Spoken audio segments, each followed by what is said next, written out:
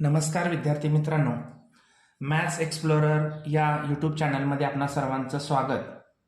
आपण शेवटच्या व्हिडिओमध्ये मॅथ्स 1 मधील lesson number first linear equations in two variables या लेसन्सचे सर्व प्रॅक्टिस सेट आणि प्रॉब्लेम सेट सुद्धा या आपल्या चॅनलवरती आपण अपलोड केलेले आहेत.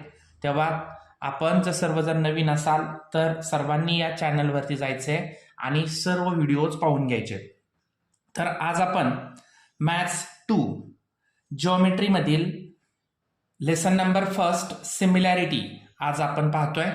तर सिमिलॅरिटी या लेसनमध्ये आपणाला सर्वात महत्त्वाचा जो पहिला पॉइंट आहे तो आहे the ratio of the areas of two triangles. म्हणजे आपण कोणतेही दोन ट्रायंगल्स जर घेतले तर त्या दोन ट्रायंगलचा जो एरियाचा रेशो आहे तो एरियाचा रेशो नेमका कसा त्या ठिकाणी असतोय हे आपणाला या लेसनमध्ये या पहिल्याच पॉइंटमध्ये पाहायचे. त्याच्यापूर्वी आपण बेसिक नॉलेजमध्ये जर पाहायचं म्हणलं तर स्टँडर्ड 9 मध्ये आपण ट्रायंगलशी रिलेटेड असणारे काही फॉर्म्युलेज पाहिलेले आहेत. त्याच्यामध्येच आपणाला या लेसनमध्ये जो फॉर्म्युला यूज करायचा आहे, आता इथं आपणाला जे काही ट्रायंगल्स आपण जे घेतोय हे दोन्ही ट्रायंगल्स हे आपल्याला त्यांचे एरियाज फाइंड आउट करण्यासाठी आपल्याला फॉर्म्युला कोणता यूज करायला लागणार आहे, तर area of a triangle is equal to 1/2 base into height. याच फॉर्म्युलाशी रिलेटेड आपण हे सर्व जे रेशोज आहेत ते रेशो फाइंड आउट करणार आहोत. पुन्हा एकदा मी रिपीट करतोय formula, area of a triangle is equal to 1/2 base into height. या फॉर्म्युलाचा आपण यूज करणार आहोत. चला तर आपण या दोन ट्रायंगलशी रिलेटेड असणाऱ्या रेशोशी रिलेटेड आपण काही बेसिक इन्फॉर्मेशन, काही प्रॉपर्टीज आपण या ठिकाणी पाहणार आहोत. तर बघा, इथं पहिलं एक्झाम्पल तुम्हाला दिलेलं आहे. In triangle ABC AD is the height. Okay, in triangle ABC AD is the height, BC is the base, BC is the base. In triangle PQR, PS is the height and QR is the base. PS is the height and QR is the base. म्हणजे दोन्ही triangle मध्ये आपल्याला base आणि height हे दिलेले आहेत. परंतु आपण हे दोन्हीही ट्रायंगल नीट ऑब्झर्व केले तर तुमच्या लक्षात येईल की दोन्हीही ट्रायंगलचे बेस हे डिफरंट आहेत, दोन्हीही ट्रायंगलच्या हाईट या डिफरंट आहेत. मग आपण एक काम करूया, या पहिला जो ट्रायंगल आहे या पहिल्या ट्रायंगलच्या बेसला आपण B1 असं नाव देऊया, म्हणजेच बेस 1, आणि दुसऱ्या ट्रायंगलचा जो बेस आहे त्याला आपण B2 असं नाव देऊया.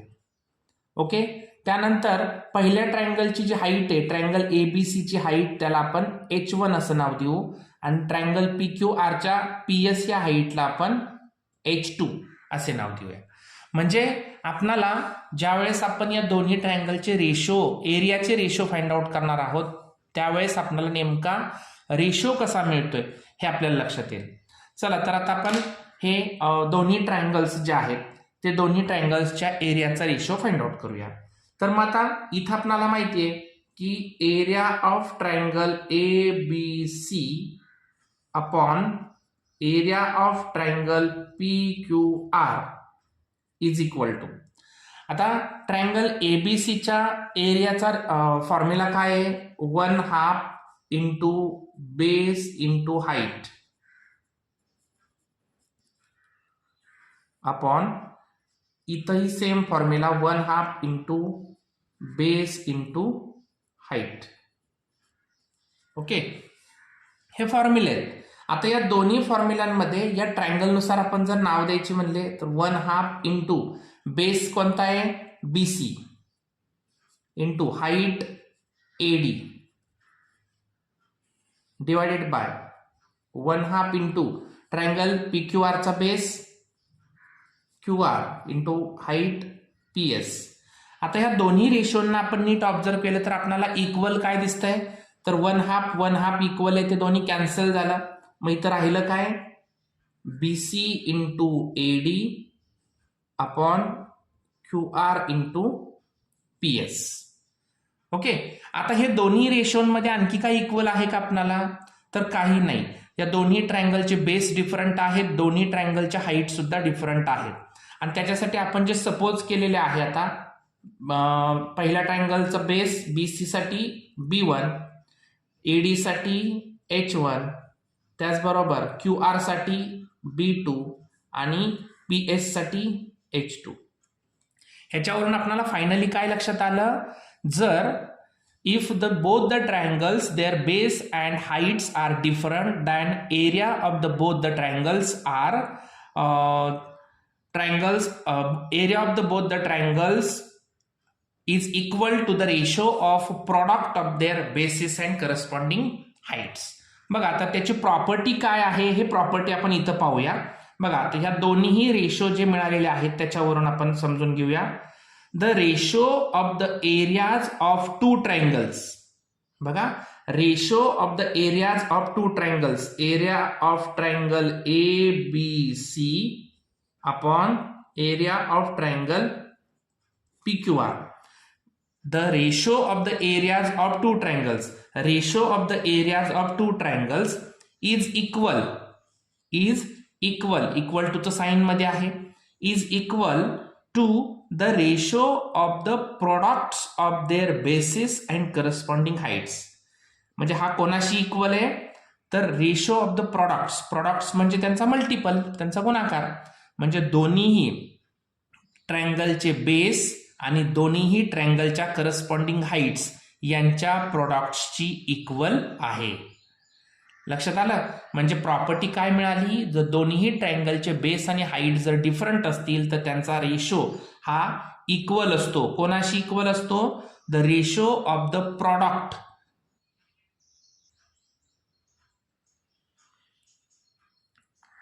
दोन्ही ट्रायंगलच्या एरियाचा जो रेशो आहे तो कोणाशी इक्वल आहे? The ratio of the product of their bases and corresponding heights. ही झाली पहिली बेसिक प्रॉपर्टी. या प्रॉपर्टीवरून सुद्धा आपण बरेचसे एक्झाम्पल्स या प्रॅक्टिस सेटमध्ये आणि प्रॉब्लेम सेटमध्ये सॉल्व्ह करणार आहोत. यानंतर आपण याच्याशी रिलेटेड असणारी जी कंडिशन आहे, म्हणजे थोडक्यात जेव्हा दोन्ही ट्रायंगलचे बेस आणि हाईट ज्यावेळेस डिफरंट असतात त्यावेळेस आपण ही प्रॉपर्टी यूज करणार. परंतु याच्याशीच रिलेटेड अजून टू कंडिशन्स ज्या आहेत त्या टू कंडिशन्स आपल्याला स्टडी करायचे. मग त्याच्यामध्ये पहिली कंडिशन काय आहे या रेशोशी रिलेटेड? बघा, if the height of both the triangles are equal. आता काय सांगितलं बघा, जर आपल्याला दोन ट्रायंगल्स दिलेले असतील आणि त्या दोन्ही ट्रायंगलच्या ज्या हाईट्स आहेत त्या दोन्ही हाईट्स जर इक्वल असतील, बघा हे दोन्ही हाईट्स जर इक्वल असतील तर आपल्याला आता इथं काय पाहायला लागणार आहे तर पाहूया. मग काय होते बघा, दोन ट्रायंगल ABC आणि PQR सेम आहे. मग त्याच्यामध्ये area of triangle ABC divided by area of triangle PQR is equal to. आता आपण पहिल्या ट्रायंगलच्या जे काही फॉर्म्युले आहेत त्याच्यामध्ये ऑलरेडी वन हाफ कॅन्सल केलेले आहेत. त्यामुळे इथं आता पुन्हा ते वन हाफ घ्यायची गरजच नाही, कारण आपण कोणत्याही दोन ट्रायंगलचे एरिया फाइंड आउट करत असताना त्याचा common formula 1/2 into base into height तोच आहे. त्यामुळे 1/2 आता आपण नाही घेतला तरी चालतोय. मात्र त्यांचे जे बेस आणि हाईटचे जे प्रॉडक्ट्स आहेत ते मात्र इथं आपण घेऊया. Area of triangle ABC upon area of triangle PQR. मग इथं काय येणार? पहिल्या ट्रायंगलचा base BC into height AD divided by PQR चा base QR into height PS. Okay, so आता इथं या दोन्ही ट्रायंगलचे असणारे बेस आणि हाईट आहेत त्यांच्या आपण प्रॉडक्टनुसार आता पाहूया. आता आपण अगोदरच बघितलं की देतानाच आपल्याला काय दिलेलं आहे? If the height of both the triangles are equal. दोन्ही ट्रायंगलच्या जर हाईट्स इक्वल असतील तर मग AD आणि PS या दोन्ही हाईट्स आपण तिथं जर इक्वल घेतल्या इंटू AD साठी आपण H घेणार आणि इकडं PS साठी सुद्धा आपल्याला एचच घ्यावं लागणार. म्हणजे एच एच काय झाले, कॅन्सल झाले. म्हणजे राहिलं काय, BC अपॉन QR. म्हणजे फायनली आपल्याला इथं रेशो काय मिळाला की दोन्ही ट्रायंगलच्या बेसचा रेशो. मग याच्यावरून आपल्याला प्रॉपर्टी काय मिळते तर नीट बघा तुम्ही. The ratio of the areas of two triangles with equal Heights. This is the very important one. The ratio of the areas of two triangles with equal heights is equal to the ratio of their corresponding bases.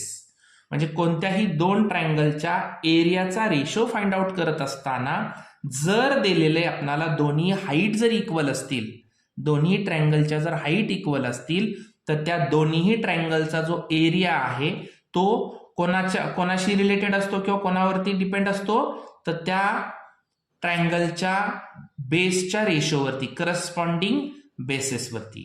Ratio of their corresponding bases. Ratio of their corresponding basis.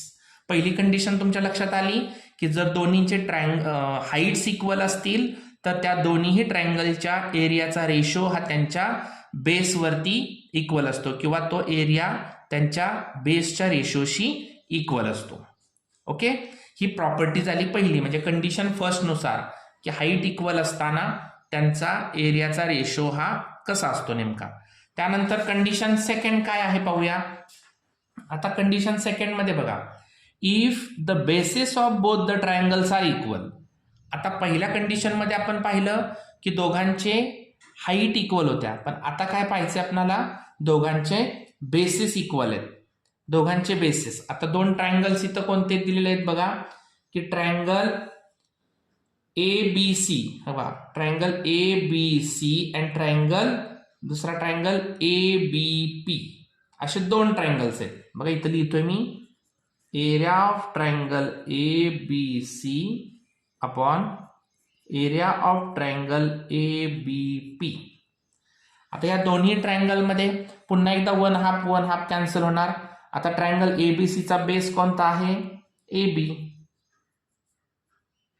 Into triangle ABP चा base कोणता आहे, same AB चा आहे. Triangle ABC ची height किती दिलेली आहे, कोणती आहे, CD. आणि ट्रायंगल ABP ची हाईट PQ. ओके, मग आता इथं आपण बघतोय की दोन्हींचे बेस इक्वल आहेत, म्हणजे दोन्हींचे बेस इथं कॅन्सल झालेले आहेत. मग राहिलं काय, CD अपॉन PQ. याचाच अर्थ काय झाला की इथं H1 आणि H2 हे दोन्ही शिल्लक राहिलेले आहेत. मग याच्यावरून आपण फायनली आता पुन्हा काय प्रॉपर्टी तयार होते, the ratio of the areas of two triangles.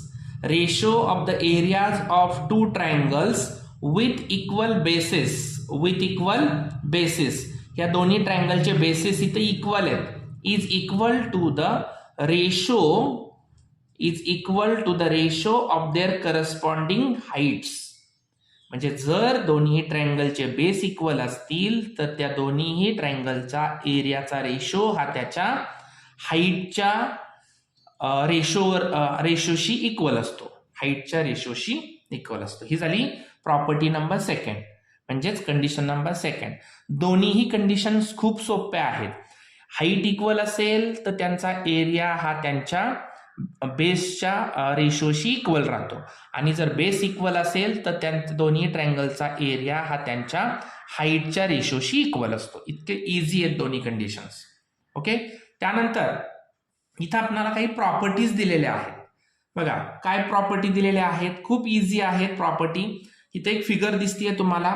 आता या फिगरचा आपण दोन ट्रायंगल जे आहेत, इथं ट्रायंगल ABC एक दिसतोय आणि ट्रायंगल APQ एक दिसतोय, बरोबर. मग इथं आपण घेऊया area of triangle ABC divided by area of triangle APQ. आता या दोन ट्रायंगल मध्ये तुम्हाला बेस बघा बरं. ट्रायंगल ABC चा बेस आहे BC इंटू ट्रायंगल ABC ची हाईट. आता दोन्ही ट्रायंगलची हाईट इथं कॉमन दिलेली आहे पहा, AR. ट्रायंगल APQ चा base PQ into height AR. Okay, मग आता बघा बरं, आपण कंडिशन नंबर जी फर्स्ट पाहिली त्या फर्स्ट कंडिशन मध्ये आपल्याला लक्षात आलं होतं की जर कोणत्याही दोन ट्रायंगल्स मध्ये if the two triangles are given with equal heights, दोन्हीही ट्रायंगल्सची जर हाईट इक्वल असेल तर ह्या दोन्ही हाईट्स एकमेकांना कॅन्सल होणार. तो रेशो काय राहतोय, बीसी अपॉन PQ. ओके, आपली तुम्ही इथं प्रॉपर्टी सुद्धा लिहू शकता. इथं ब्रॅकेट्स मध्ये आपण प्रॉपर्टी लिहायची आहे. कोणती प्रॉपर्टी, कंडिशन फर्स्टची, the ratio of the areas of two triangles with equal heights is equal to the ratio of their corresponding bases. परत एकदा सांगतो, the ratio of the areas of two triangles with equal heights is equal to the ratio of their corresponding bases. दोन्ही ट्रायंगलच्या height equal असताना त्या दोन्ही ट्रायंगलच्या एरियाचा ratio हा त्याच्या बेसिसच्या रेशोशी इक्वल असतो. ओके, एकदम इझी प्रॉपर्टी आहेत ह्या. 1 मार्क्ससाठी तुम्हाला या क्वेश्चन मध्ये एक्झाम मध्ये विचारले जाणार आहे. आता इथं नेक्स्ट ऍक्टिव्हिटी बघा. इथं तुम्हाला दोन ट्रायंगल्स दिसत आहेत. कोणते कोणते, LMN DMN. मग दोन्ही ट्रायंगल मध्ये काय कॉमन आहे, तर त्यांचा बेस कॉमन दिसतोय MN हा. इथं लिहितो मी एरिया ऑफ ट्रायंगल LMN. इथं प्रॉपर्टी लिहायला विसरायचं नाही बरं का. ही प्रॉपर्टी मी सांगितलेलं पूर्ण सेंटेन्स इथं राईट डाऊन करायचंय. इथं आता area of triangle LMN upon area of triangle DMN is equal to, आता 1/2 तर कॅन्सल झाले, बेस दोन्हींचा कॉमनच आहे, MN इंटू पहिल्याची height LP divided by DMN चा base MN into height DQ. पुन्हा एकदा MN कॅन्सल राहिलं, LP अपॉन DQ. इथं प्रॉपर्टी लिहायची पुढे बरं का. काय प्रॉपर्टी येणार आता, इथं दिसते वरतीच तुम्हाला बघा, the ratio of the areas of two triangles with equal bases. आता इथं इक्वल बेसिस आहेत दोन्हींचे, is equal to the ratio of their corresponding heights. त्यांच्या दोन्हींचे एरियाचे रेशो हे त्यांच्या हाईटच्या रेशोशी इक्वल असतात. अशा प्रॉपर्टी इथं पुढे लिहायच्या. कारण इथं जर हे तुम्हाला 2 मार्क्ससाठी क्वेश्चन विचारला तर 1 मार्क्ससाठी तुम्हाला ही प्रॉपर्टी असणार आहे. त्याच्यामुळं हे दोन्ही क्वेश्चन जर 1 मार्क्ससाठी विचारलं तर हाफ मार्क्ससाठी असू शकतं. परंतु प्रॉपर्टी इम्पॉर्टंट आहे. म्हणजे कोणत्या प्रॉपर्टीवरून, कोणत्या कंडिशनवरून तुम्ही हे दोन्ही ऍक्टिव्हिटी सॉल्व्ह केल्या हे तुम्हाला तिथं क्वेश्चन निर्माण होऊ शकतो. Okay, then 3rd number property activity बघा, पाठीमागच्या बाजूला दिलेली आहे 3rd नंबर ऍक्टिव्हिटी. काय बघा, M is the mid point of segment AB and segment CM. बघा आता इथं जो ट्रायंगल आहे, दोन ट्रायंगल, या दोन्ही ट्रायंगल मध्ये M हा मिड पॉइंट आहे. कशाचा, तर सेगमेंट AB चा M हा मिड पॉइंट आहे. And segment CM is a median. CM ही काय आहे, मीडियम आहे. आणि आपल्याला मीडियमची प्रॉपर्टी तर माहितीच आहे. If any triangles when we have draw one medium then this median is equally divided by their opposite side. म्हणजे कुठलाही मीडियन हा त्याच्या अपोजिट साइडला इक्वल पार्ट्स मध्ये डिवाइड करतो. म्हणजे इथं काय होणार, AM is equal to BM. असे दोन सेगमेंट्स इथं इक्वल आपल्याला मिळणार आहेत. पुन्हा एकदा मी सांगतो इथली प्रॉपर्टी स्टेटमेंट्स काय इथं लिहावं लागणार आहे आपल्याला. If any median in any triangles is equally divided by their opposite side. त्याच्या अपोजिट साइडला इक्वल पार्ट्स मध्ये ते डिवाइड करते. चला तर आता इथली ऍक्टिव्हिटी आपण कंप्लीट करून घेऊया. कोणते दोन ट्रायंगल दिलेले आहेत, area of triangle AMC. Area of triangle AMC म्हणजे इथला एक ट्रायंगल आहे upon area of triangle BMC. Area of triangle BMC हे दोन ट्रायंगल दिलेले आहेत. चला आता या दोन्ही ट्रायंगल मध्ये आपणाला दोन्ही ट्रायंगलच्या आता काय कॉमन तुम्हाला दिसतंय आता इथं बघा बरं. दोन्ही ट्रायंगल मध्ये काय कॉमन आहे, इथं बघा ऑलरेडी आपण आत्ताच सांगितलं की या दोन्ही ट्रायंगलचे जे बेस आहेत ते या मेडियनमुळं इक्वल झालेले आहेत. त्याचबरोबर अगोदरचं सेंटेन्स सुद्धा सांगितलं एम हा मिड पॉइंट आहे आणि मिड पॉइंट हा नेहमी काय करतो तर त्या सेगमेंटला इक्वल पार्ट्समध्ये डिवाइड करतो. सो इथं आता ज्या अर्थी इथं आपण पाहतोय की त्यांचा बेस आणि यांची हाईट सुद्धा बघा, दोन्ही ट्रायंगलचे जर बघितलं तर आपण इथं हाईट ड्रॉ करू शकतो. म्हणजे हाईटचा पण विषय नाही, हाईट सुद्धा इक्वल आहे, बेस सुद्धा आपले इक्वल राहत आहेत. पण तर बेस आपण लिहून घेऊया. ट्रायंगल AMCचा बेस AM अपॉन BMCचा BM. ओके, मग AM अपॉन BM आणि ऑलरेडी हे दोन्ही सेगमेंट्स काय आहेत इक्वल आहेत. सो आपण AM अपॉन इथं BMच्या जागी AM टाकू शकतो कारण दोन्ही इक्वल आहेत. म्हणून इथं लिहूया AM अपॉन AM. मग हे दोन्हीही इक्वल आहेत, दोन्ही इक्वल असतील तर आपल्याला माहिती आहे की यांना आपण डिवाइड करू शकतो. इथं रेशो काय मिळणार 1:1 म्हणजेच आपण इथं 1 आन्सर इथं लिहू शकतो. स्टेटमेंट जर रिझन लिहायचं म्हणलं तर रिझन काय लिहू शकतो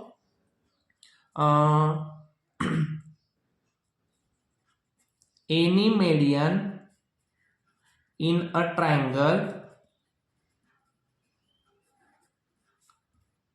is equally divided by their opposite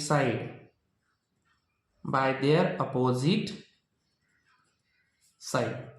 म्हणजे रिझन इथं महत्वाचा आहे की कोणताही मेडियन जो आहे तो त्याच्या अपोजिट साईडला इक्वल पार्टमध्ये डिवाइड करतो आणि इक्वल पार्टमध्ये डिवाइड केल्यामुळे इथे बेस दोन्ही इक्वल झाले.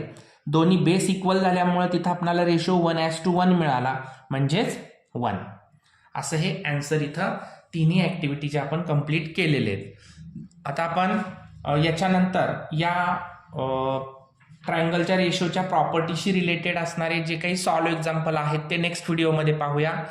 तत्पूर्वी आपण या चॅनलवरती जर नवीन असाल तर चॅनलला लाईक करा, सबस्क्राईब करा आणि बाजूच्या बेल आयकॉनवरती क्लिक करा की जेणेकरून तुम्हाला मॅथ्स 2शी रिलेटेड असणारे सर्व व्हिडिओज या चॅनलवरती आपल्याला मिळून जातील. धन्यवाद.